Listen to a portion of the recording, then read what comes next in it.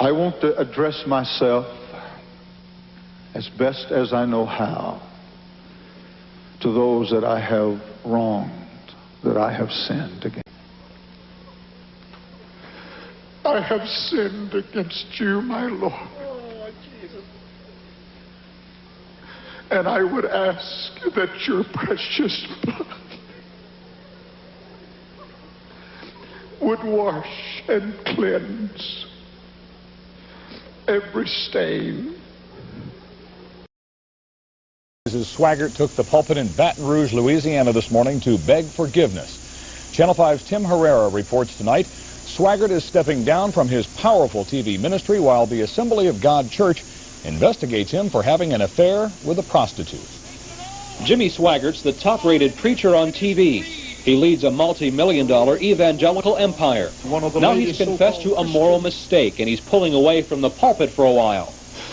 I have sinned against you, my Lord. And I would ask that your precious blood would wash and cleanse every stain until it is in the seas of God's forgetfulness. Thank you. Thank you. And God bless you.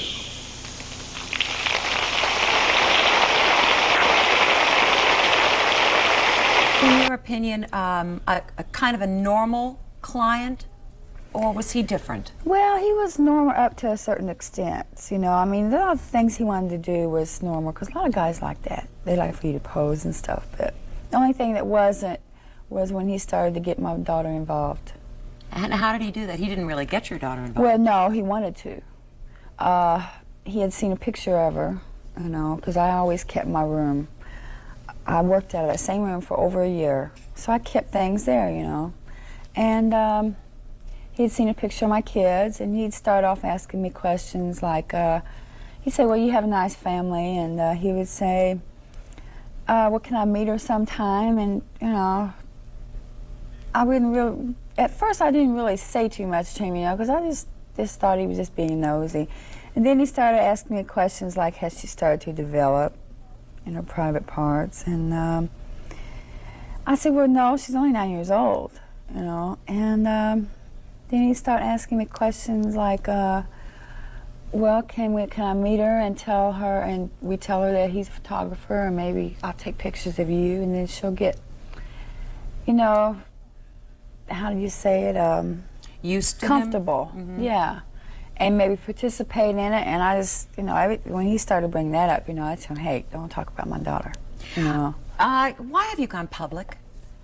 Well, because we got caught, okay, and he confessed and he didn't tell the truth, and you know, he's out there preaching about all this pornography and stuff, and then turn around wanting to do it with a 9-year-old little girl. If I hadn't come out with it, he'd still be in the ministries. Some people say, Deborah, that you didn't get caught. Some speculate that you might have been a part of catching him. No, I don't think you so. had a relationship, though, with a police officer who was Marvin Gorman's son. Yes. Marvin Gorman being the man that Swaggart brought down by accusing him of sexual forays, right? Another preacher with Assemblies of God. How long did you see the police officer who was Gorman's son? I dated him about the same time. I met him around, I guess it was either, I think it was right after I met Swaggart, yeah. And did this police officer, know it was Jimmy Swaggart? Well, not to right off, you know, because I dated this police officer, you know. I just seen him very few times. In the last few months before we got caught, I had told him that I was dating Jimmy Swaggart, because I had told a lot of people. And he got real interested, you know, and started asking me questions and stuff, and I couldn't understand why. But you didn't know he was Gorman's son at that point? No, I didn't know he was Randy Gorman. Did you know that, you didn't know that was his name? Oh, no. You didn't make the connection? No, I didn't even know his real name. He didn't tell me his real name. No. He always used another name, but I don't remember what that was. Was he a police officer who was just in the market for a girl? Or was... Oh, yeah, he was a regular client, because he never knew I dated Swaggart until I said something. Then he became curious, and he started coming around more, calling me every day. Is he unhappy with the fact that the world knows this now, that he was seeing you? I don't know. I haven't talked or spoken to anybody. So then his father got involved because obviously he told his father, hey, you can get Swaggart too. You can find him in this New Orleans motel. But I had found out later that they had manual surveillance for 3 weeks in the hotel. And you didn't know it? No. But Jimmy Swaggart would ask you if the heat was on, wouldn't he? Well, yeah, but that was cops, you know, because there was times, you know, like, matter of fact, on the day we got caught, the cops had really been bad the week before, and they were busting a lot of girls.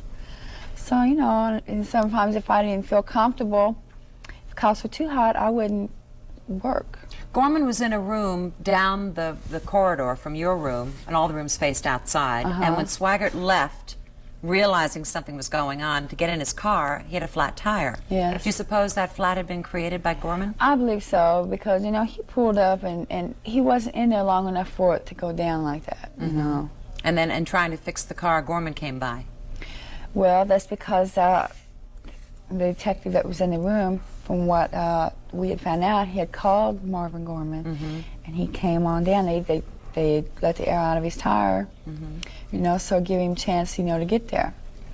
But I kept seeing this guy driving by, you know, in this blue car, and then when he finally pulls in the parking lot, so I'd never seen a picture of Marvin Gorman either, so I thought he was a cop. I thought we were getting set up. Last fall, as we watched Jimmy Swaggart being defrocked, your name was not public at that point. And as you were watching, what were you thinking? Were you ever thinking, gee, you know, I could make some money on this? Well, not really. Not at first. When I walked in, I seen this on TV. I said, what is this guy doing? Why is he confessing? You know, I didn't realize he had gotten caught by the ministry or whatever, but I couldn't believe it. And then I found out, you know, who caught him and everything, and they had pictures of us, so I decided to come out public because it wasn't only for the money, though, but it was because he wasn't telling the truth, and they knew who I was.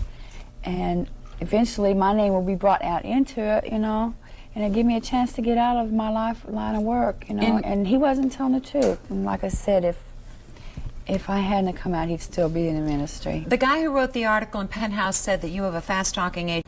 Paul and Jan Kraus, you are now under investigation for your crimes. You have now been served by the CCIA, which is the Christian Crisis Corruption Investigation Unit.